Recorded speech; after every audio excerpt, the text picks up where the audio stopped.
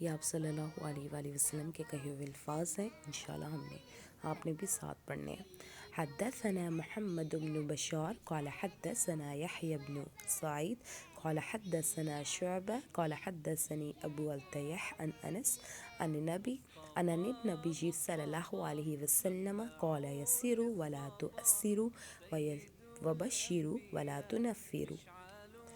آپ حضرت انس رضی اللہ عنہ سے روایت ہے کہ آپ صلی اللہ علیہ وآلہ وسلم نے فرمایا، آسانی کرو اور سختی نہ کرو، اور خوش کرو اور نفرت نہ دلاؤ۔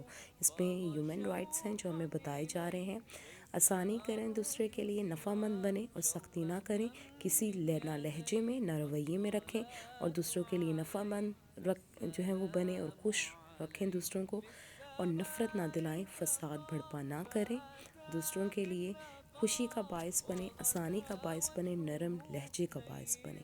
سبحانک اللہم، اور اللہ تعالیٰ ہمیں اس حدیث پر عمل کرنے کی توفیق عطا فرمائے، آمین۔